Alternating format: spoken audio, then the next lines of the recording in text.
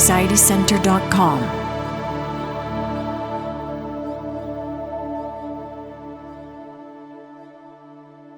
Can you hear me clearly? Yes, you can hear you clearly. You bet. Yeah. Okay, but I have to mention that I'm because English is not my mother tongue, and I'm just a primary English learner. You're doing great, by the way. So maybe my vocabulary is limited, maybe to some extent, and I still have some problems with my listening comprehension. My biggest problem is that I cannot respond correctly to what I hear in English. So maybe please slow down your rate of speech. Okay. We can certainly try, but you're talking to hyperstimulated people. We have a tendency of talking faster. But did you have any questions, Chow? Yeah, I mean, if you heard me on a Skype call a few years ago, oh my God, I'm speaking a million miles per hour. So. Yeah. I listen to myself too, and I'm like, I sound like I'm cracked out or something. Me too. I'm like that too. It's crazy. Yeah. And here's a good reminder for us to deliberately slow down, slow our lives down. Chow, did you have a question? Oh yeah. I feel very hot inside my head when I am anxious sometimes. But when I Google this, my symptom, but I can find nothing. But I think my symptom is very similar to that of maybe hot flashes. But the information in the website shows that the hot flashes is internal heat from both in the head and body region, but it is only limited to the skin and scalp. But my heat sensation comes from inside my head. So there is clearly some difference. And I search on the Google and Google Scholar. I only find some reports of feeling very hot inside the head in sub-Sahara regions, Africa. And there is only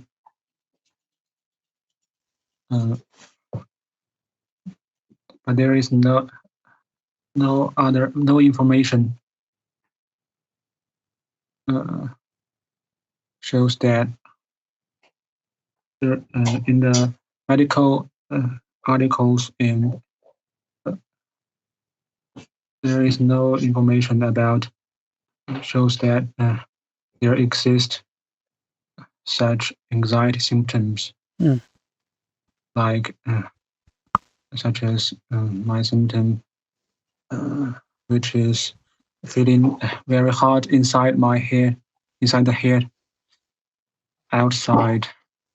It said, do you hear of brain fog syndrome? I'm sorry. Do I hear of the which? What did you say? Sorry. Brain fog syndrome. FAG. Brain fog. The brain fog. Is it brain fog, or are these talking about something else? No. Yeah. No, it's brain fog. FAG, not FOG. It says that it's a cultural bound syndrome in the sub-Sahara Africa. And it said that one of its symptoms it includes anxiety and maybe depression. And it said that one of its symptoms is feeling very hot inside one's head, from inside one's head. It's just it looks the same to my symptom, but the medical articles researching that this symptom is said that it is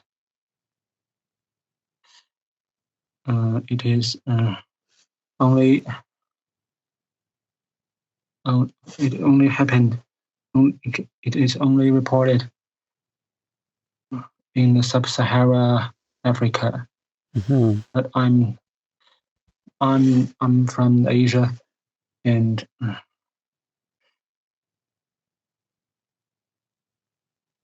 so I don't find any.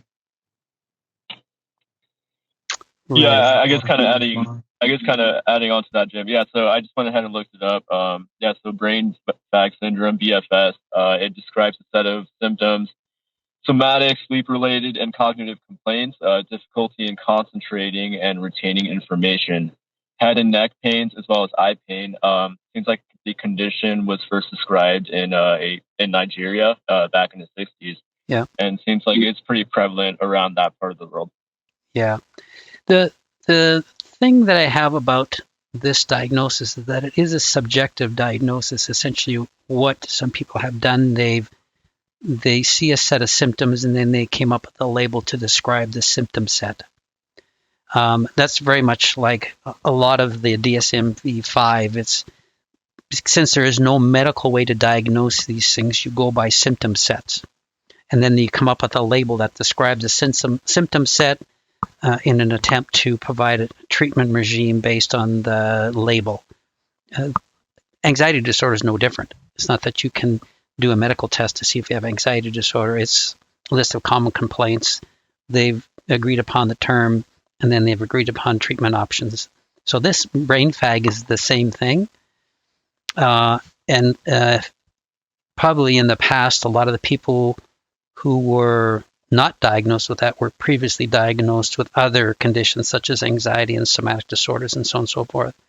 It's like the dizziness one. Because you can't find a medical cause, they're going to give it a name and then a treatment option. So brain fag is the same thing. But what is happening, you have to keep in mind that when we're under stress, each body is going to respond slightly differently because each body is somewhat chemically, physically, psychologically, emotionally unique. So it's going to respond differently. And you and I have talked about this symptom before. And it could be that when you're under stress, especially chronic stress, that stress is going to create a symptom for you that you've described as being kind of a hot burning in the head feeling. And because you are looking for that symptom, you're going to pop up what someone has categorized, what they think that might be. But if you notice, there's no medical diagnosis. It's just, again, a definition given to a term of symptom set. So what could be causing that? I guess based on our previous conversations, we know that for the most part, the brain is numb. There's no sensory feelings in it at all, except for the tissues around the brain where you can feel those things. But that doesn't mean we can't feel surges. We have lots of members and therapy clients who have complained of having what's called a brain flash or a brain surge, as they called it, which feels like there's a hot burning chemical that flashes in the mind or in their brain. And that can certainly be because when our stress goes up, we're changing chemicals in the brain. Neurotransmitters change their balance. Glutamate goes up, GABA comes down, dopamine changes, serotonin changes. There's a lot of chemical changes going on that can make it feel like a surge in the brain. So I'm never going to question that. Coming up with an accurate diagnosis is going to be extremely difficult because, again, there is no medical way to verify that. Just can't. But we do know that stress can cause that. And so as you and I talked before, the best thing you can do is to work at getting your stress down. But I'm suspecting, because you still are concerned about this symptom, is that there's a concern that's keeping this symptom, that's stressing the body, keeping your symptom going. Do you think that would be correct? Yeah. Because, because as a concern stresses the body, and if we're always focused on it, always trying to figure it out, well, that figuring creates what's called cognitive load, which is stress. And of course, then we have worry. What's this going on? What's this going on? Why isn't this going away? And if we did that to any symptom that we had, you see that that's what keeps symptoms going, because we're not giving the body what it needs to get that stress down, to alleviate the symptom. So it sounds like you're really intently focused on trying to figure out what this is. Would that be correct? Maybe I have to admit that my question is that well, I feel very hot inside my head when I was anxious, when I'm anxious, but I find nothing. I find nothing. I don't find any such symptom in any medical articles and materials on Google, except that there is something. Some medical articles said that the feeling hot inside head is a culture-bound symptom in sub-Saharan Africa, but I'm not a person from that region. So I'm very confused about why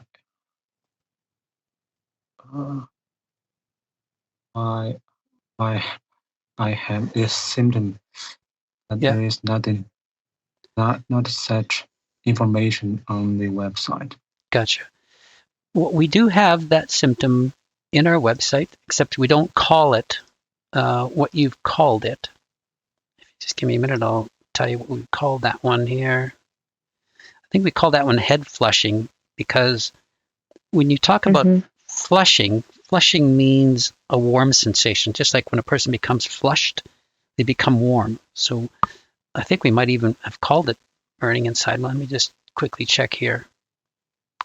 I was just going to mention that, because adrenaline, I've had that where adrenaline, it can go all the way up to your head, that warm rush, hot feeling. Yes, absolutely. I get that too. I get it too. Yeah. And it goes right up to your surge, that surge all over my head. Yeah. Adrenaline. It's adrenaline. Yeah. And so what did we call that? I'm just looking here through the symptoms list.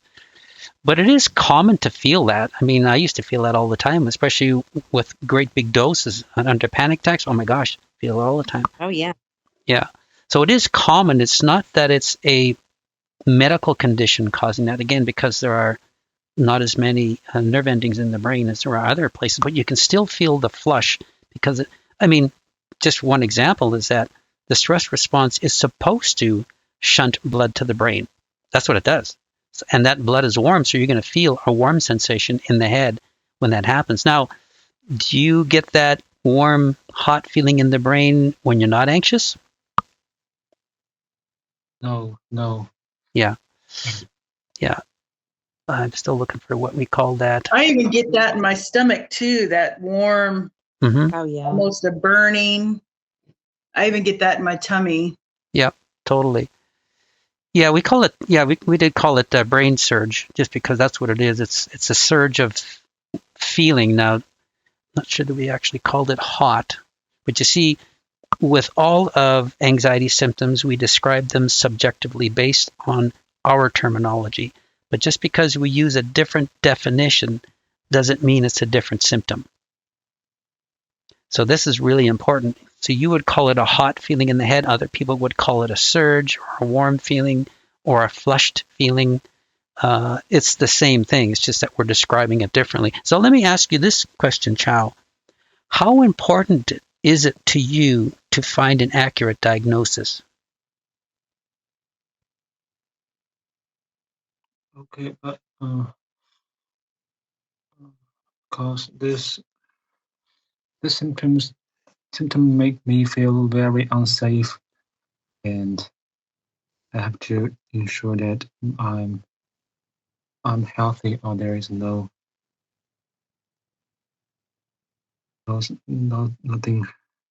hurt maybe my nerve, or my brain. Gotcha. Would it be safe to conclude that you have some health anxiety, concern about your health?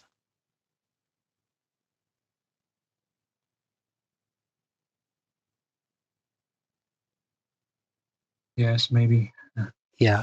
Because I think why you're looking for this diagnosis is because I believe if you think you will find something that diagnoses it correctly, and then there's a treatment or something option that's easy to do, then you'll feel less concerned about it. Do you think that's what's going on here?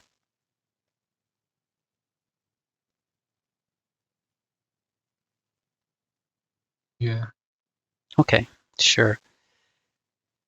Of course, we haven't spoken much other than in these few Skype calls, but I suspect that there's a health anxiety driving your quest, which means you haven't been able to release the concern about your symptom because you still think it might be caused by something more serious. Do you think that's accurate? Yes, to some extent. Okay. And this is where our underlying factors can be really helpful, knowing what they are. Because if we do have a health anxiety, it usually comes from somewhere. And we can work to overcome our health anxiety by understanding the roots of it, and then coming to a different place with our health and what that means to us. Because again, as long as we think our mortality is in danger, we're going to worry, and that just keeps the body stressed and symptomatic. So this is where working on your health anxiety would really help to move you along to recognize that this is just another symptom of stress, how the body responds when it's under duress, and that by keeping yourself calm, you can eliminate it. And even if you are anxious at some time and that feeling occurs, it's not dangerous. It's just part of what the body does in response to being threatened. I think if you really believed that that's what was going on, you wouldn't be concerned about it and continuing to look for answers. Do you think I'm on track there? Yes. Okay. And this is, let's talk about a barrier to recovery. This is one of the barriers to recovery, is not firmly believing your symptoms are caused by stress only. And boy, I struggled there big time for so many years. And so this is where we have to lean on others' experience, because again, we're not going to believe it until we see it for ourselves. So this is where we have to, and this can be tough sometimes. I just want to give you a reason here. If we come from a background where our trust was violated, we are going to have trouble trusting other people's experiences. If you look at, there's two kinds of people. There are people who will learn through the wisdom of others, and then there are people who will only learn through their own experiences. People who have had their trust violated, early in life, they're going to rely on their own experiences, not trust others. And that just makes sense, because when our trust is violated when we're young, we're going to have trust issues, period. And so it will make it more difficult for us to lean on the experiences of others and say, you know what, this is just stress, I'm going to be fine. And one of the barriers is that if we don't completely lean on others, we're going to be always second guessing, which keeps the concern going, keeps us looking for answers, keeps us stressed, and that stress is going to keep our symptoms going, which means we keep on going, looking for answers, keeping us stressed, and the cycle just goes around and around and around. But since this is such a common feeling associated with anxiety and stress, you do have, good right to trust in the experience of others who's been there, and to recognize you're not in any danger, and to learn to accept that feeling. That's how your body responds to stress, and not worry about it. But you see, that could be a bit of a challenge. Yes. Yeah. Yeah. I want to ask that. Yep.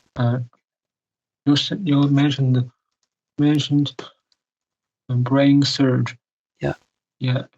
I mean, is brain surge the feeling of heart from the skin and scalp, or from the inside the head, such as meninges and brain?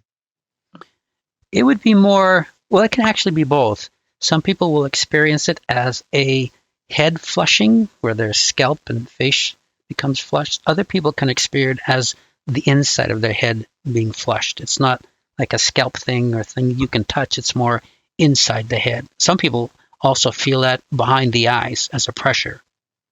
Just depends on, again, how you describe it. Yeah. I feel both from my scalp and skin.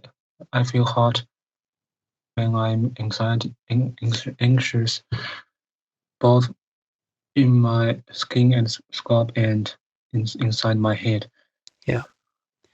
Yeah, and that would make sense, because as blood rushes to the head, it's going to affect both the brain and the skin around them.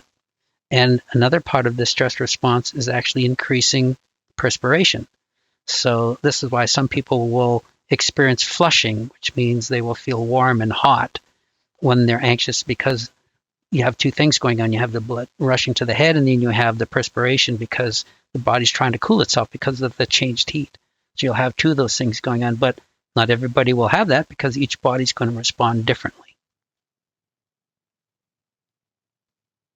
But it's strange that I can only find any symptom of feeling hot in the scalp and skin, but I cannot find such symptom like feeling hot inside the head on the internet. So do you know why? Well, most likely because it's described differently by other people. Most people will describe it as being flushed, because flushed means warm, right? Yes. Yeah. For example, we have blushing and turning red symptom. Blushing and flushed means the same thing. It's if you go to that symptom, you'll find that people will feel warm and hot on their skin. Sometimes the skin will turn red because the blood has changed flow. Stress hormones have kicked in, there's stimulation going on, so there's going to be that change. So flushing really means hot, so you might find something there. But we've called that symptom brain surge, because it feels like there's a surge of things going on in the head rather than just simply being hot. It feels like there's something being flushed there. And if I'm just checking here, when we did our poll, yeah, just less than half, about 40% of people said they had that symptom because of their anxiety. So it's not that it's rare, it's pretty common. It's just that they've described it differently, and so have we. Now, what I'd say in response is, it also sounds to me that there are some stressors going on in your life, keeping your body stressed as well. Do you think that's true as well? Yes. Yeah. Now, again, I don't want to get into a lot here because we want to keep it confidential, but as long as the body's going to be stressed, it's going to produce symptoms, period. And if worrying about them doesn't help, in fact, worry contributes to keeping the symptoms going. So there needs to come a time where you want to move into a place where you can accept the symptom for what it is and not be concerned about it. But because you've asked this, I think, I can't recall how many months ago you were on the call. It's, been months anyways. It's still pressing for you, and that's not helpful to recovery. Okay. But some medical articles about brain fog syndrome says that the feeling hot inside the head is only found in sub-Saharan Africa. Do you know why? Yes. It means that's clearly contradict. So those articles means that my symptom is not found outside Africa, but I'm not from Africa. So, yeah. Most likely, again, I have that symptom. Yeah, I did too. And even so much so, my hair, I would sweat so bad from it, my hair would be soaked. Yep. Yeah. I suspect. And I'm not African. Yeah. I suspect, again, with any research, you have to look at the researchers, where they were and what they were studying. This could have been just a regional research, and based on the authors' names, I suspect that it was. So they took a small sample of that group, and then they studied that and came up with a theory. But again, 40% of anxious people will get that symptom, so it's not specific to a certain area of the country. I can assure you that, yeah. Okay, but those articles said that they don't find any medical reports of feeling hot inside the head, and not from the scalp, but inside the head. Yes. Outside Africa. Yeah. They don't find any such medical report. And I'm not surprised, because when a person goes to the doctor about their symptoms, I mean, especially with anxiety, we have so many. And typically doctors don't write them up in any kind of studies unless you're actually doing a study. So, I mean, a lot of our symptoms we get aren't written up in very many places. In fact, hyperstimulation has only been discussed now in the last couple of years by research. Yet we know, it's been one of the main problems of anxiety for years and years and years. It's just not something personally I would worry about, but there are anxious things going on that if I were you, I would address. One of the things we often see with anxious people is the tendency to obsess. What I mean by that is that we ruminate about the same kinds of things over and over and over again. And anxious people do that because that's the way we've learned to cope with uncertainty, adversity, uncertainty, and risk because of our backgrounds. We've learned to make ourselves feel safe by doing certain things. If we do them enough times until where we feel safe, well, then we can lessen our fear. So it becomes a pattern of trying to keep ourselves safe. The problem with that is that we can continue to look and look and look and look and look. And if there's some things that aren't specific to our fears, we can be looking for a very long time, which keeps the body stressed for a very long time. It's not helpful to recovery. I would suggest a couple things, and you've probably already done this if I remember. With any anxiety symptom, you want to get a medical diagnosis. You want to talk to your doctor about it to make sure there isn't another cause. If you've done that and the doctor isn't really too concerned about it, doesn't know or whatever, then you can go for another opinion if you like. But if you get the same kind of response, again, because most doctors really don't understand stress that well, if you've done medical testing and everything comes back normal, then there's a very high likelihood that this is a somatic complaint, anxious complaint, and then it's tied to stress, because anxiety symptoms are symptoms of stress. Getting that stress down is going to be the solution. So a person has to decide, well, I can keep looking and looking and looking, or I'm going to, take what I need to do, work at it, and then let time, elapse and see where I am at. Because again, a lot of people will obsess about things, but it does not help recovery. That's another barrier. Have you had a medical diagnosis? Have you been examined by your doctor? Yes, but and the medical test don't find anything wrong. Yeah, and that's a good thing. It's good that you've done that. So if there's nothing medical, then there really is only one option, and that is stress. Because stress can do it. I think so. Yeah. And so you have to come to a place of trusting that this is it, and then working on your recovery and waiting to see that symptom abate. Now, it may not for you, Whenever you're anxious, that just may be how your body responds to that burst of stress hormones. Everybody's body will respond somewhat differently. They get certain things and others don't. But that's kind of normal for what happens. Again, just because of how the body can respond to stress differently.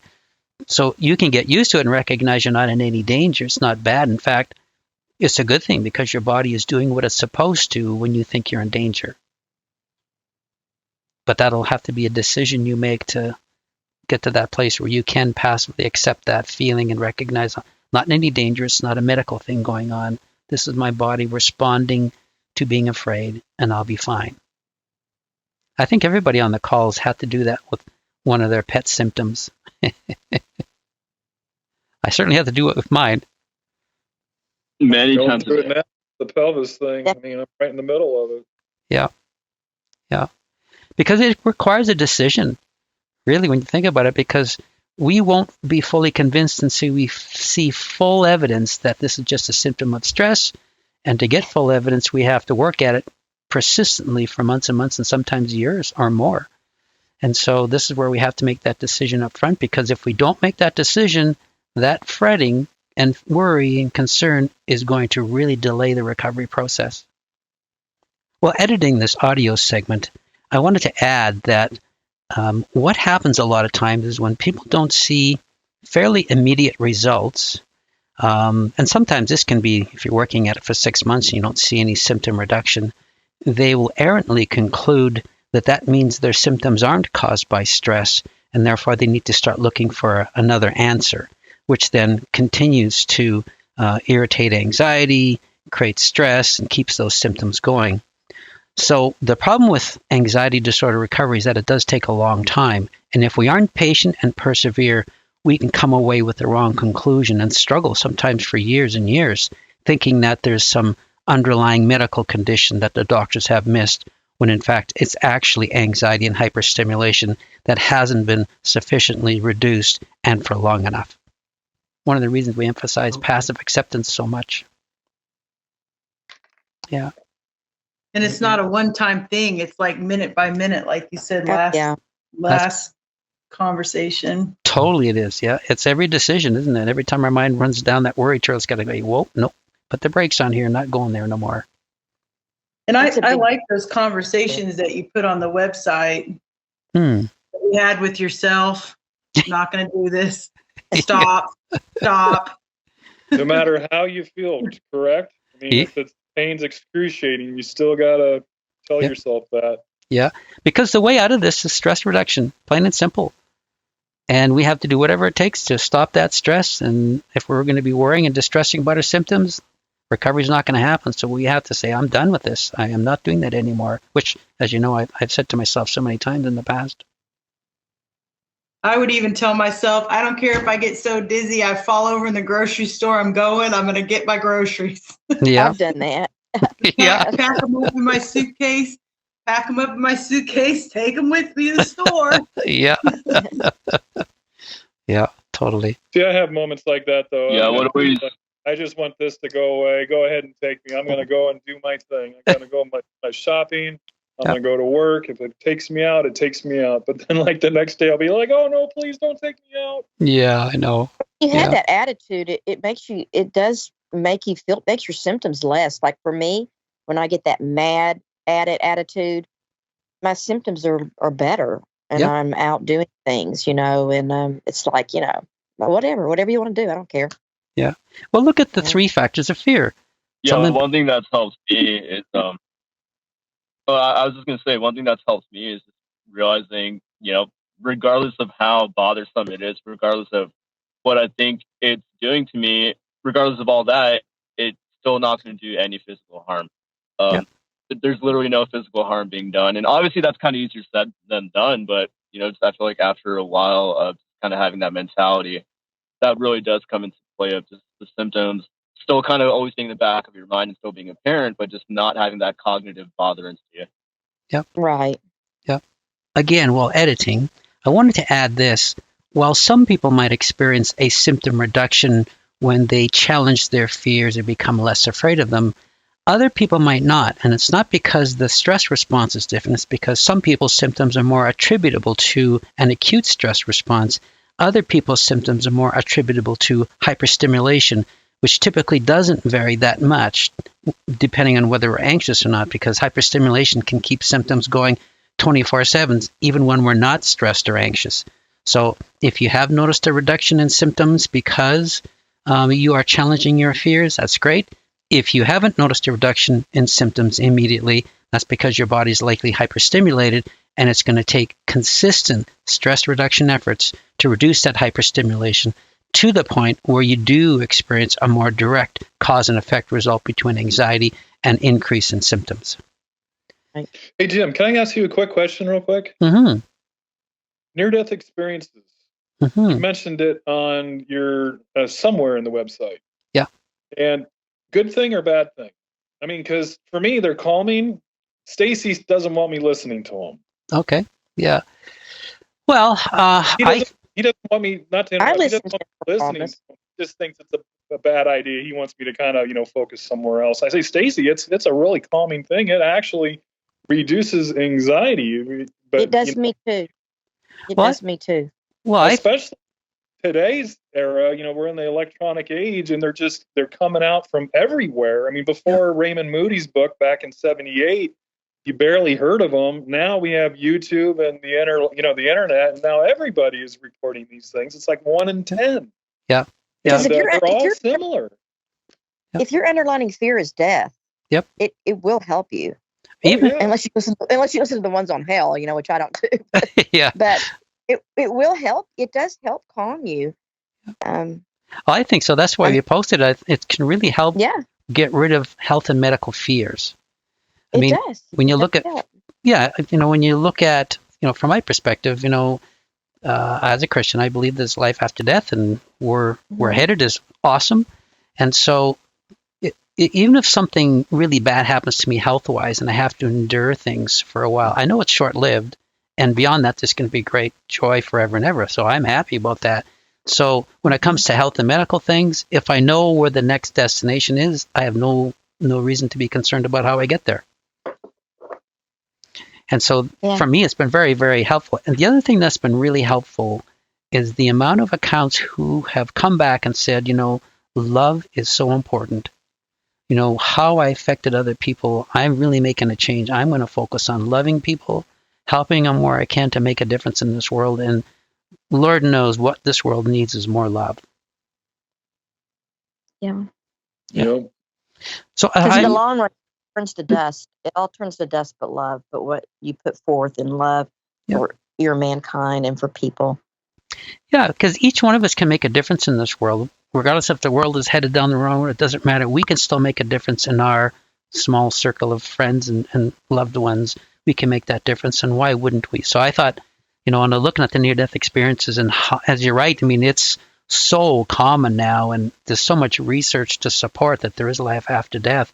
I think it gives us great reasons to live fear-free lives, knowing that what's coming is going to be just wonderful, apart from the pain and suffering and death and decay that we experience now. This is kind of like a dream state where we're in it. And, if you're having a bad dream, you wake up and say, wow, I'm glad that was just a dream. Well, this earthly sojourn is just a short little blip in eternity.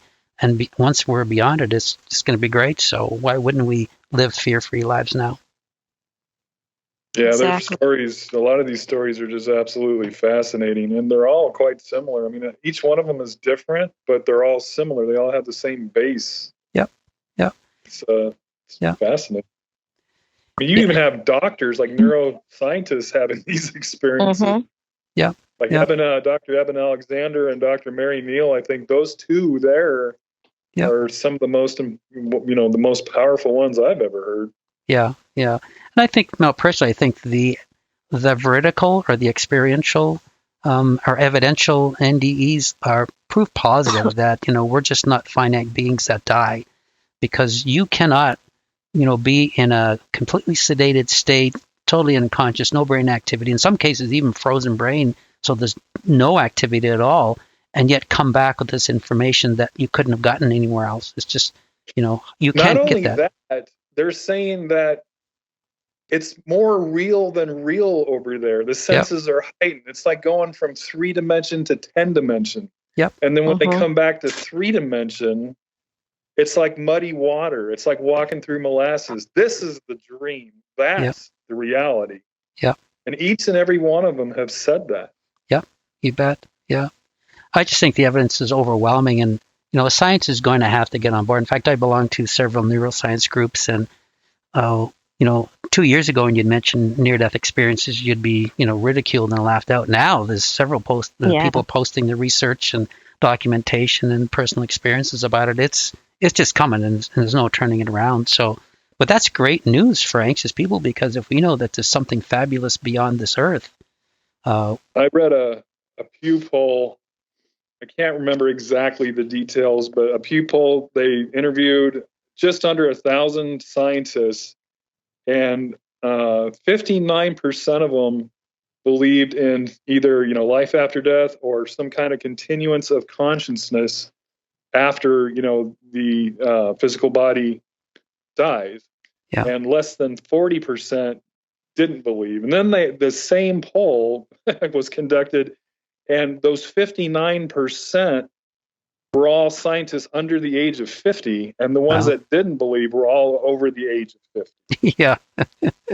So it was kind of telling you that, it's kind of out with the old, in with the new kind of thing. Yeah, there's definitely a wave coming, like even the neuroscience groups and the other, the consciousness groups that I belong to, they're all talking about it now, because there's just no way to explain consciousness from a physical standpoint. There's lots of theories, but they just don't hold up. So it's interesting. We're an interesting time from that perspective, for sure. Yeah. Well, and you got those people too, the ones that have died, and how do you? I mean, you can't explain the fact that there was one guy that saw shoes up on the roof. Yeah. There really was shoes up on the roof, and just things that, like, people, they would see relatives talking or discussing things, and then when they came out of it, they would talk about it, and they say, "How would you know? You weren't there." Yeah. So you can't explain it. Like Bruce Grayson, I think, has a story of a person was in cardiac arrest, no brain activity, no blood flow. And then when resuscitated a couple of days later, the guy asked the surgeon, "Why were you waving your arms like a bird?" And of course, the surgeon was taken aback. And so I think it was Bruce Grayson. I could be wrong. I might have been the other fellow. Went in to interview him, and he said, "Yeah, I saw the doctor waving his arms like a bird. He had his arms on his chest and he was flapping his wings." And he said, "That's uncharacteristic." So the researchers thought that was pretty odd too. You just don't ever see that in the operating room. So he went and talked to the surgeon, and the surgeon said, "Well, yeah, I came from this part of the country where I didn't want to contaminate the sterile field, so I put my hands on my chest, and then I'd be instructing the team what to do with my arms flapping in the wind." So how would a person know that if they actually didn't see that, right? Yeah, they can't disprove any of that. That's the problem. There was a Lloyd Rudy, too, Dr. Lloyd Rudy, who was actually like top 5 in the world surgeons. And he's passed away since, but he was interviewed, and his person they had, he was working on somebody, and he would, he was such an important individual that they had a nurse come in with his messages, like phone calls, and on a Post-it note, and she would put it on a piece of equipment that was behind the individual on the table. And it would end up, he would get so many messages that he'd have this long stream of Post-it notes that would, accumulate as he was doing this procedure. And long story short, they thought they lost him. They kind of, gave up, started, going away, left the machine on. The machine, the EKG or something like that, showed that, some kind of heartbeat. He saw it, called everybody, "Hey, get back in here." Everybody came out. They revived him. And he went on to say, tell his stories. And he mentioned that the Post-it notes that were behind him, that he couldn't even if he was somehow to open his eyes for a quick second, they were behind him. He couldn't even see him. And he mentioned the, stream of Post-it notes, behind him. And that convinced this one doctor, he just goes, "What does that tell you?" And I thought that was pretty fascinating. Yeah, they're pretty convincing. I mean, and, I did a research on them before I wrote the piece for the website, and there just is no, and of course, being a part of these neuroscience groups and consciousness groups, I would pose this information in the groups, and there is no one natural explanation for them. There's lots of natural explanations for parts of them, smart pieces, but nothing that describes the entire experience. And so, yeah, I just think the writing's on the wall that science is going to have to move beyond the limits of the physical realm and start dealing with the supernatural. Oh, they're going to have to. I mean, that's their. It's called the hard problem. Where Dr. Abigail Alexander, he's debated, certain scientists on the matter. I think one of them is Sean Carroll. Sean Carroll is a big time materialist. Yeah. And he just atheist, doesn't believe in any of it. And he challenges Sean Carroll. He says, you cannot, when it comes to consciousness, you cannot even. I think the term he uses, you can't even start a single sentence on how it manifests or how it's created. Yeah. Well, now with the way science has progressed, the scientists are even having to say there's a creator of some kind now. I mean, they're all kind of getting on board with that. It's pretty hard to deny. I mean, because we know so much more about the makeup of the world. Science. There has to be something that's beyond us. When it comes to some of the earlier people talking about irreducible complexity, one of my friends is a biologist, and when you break these single cells down into their small pieces, they're so complex.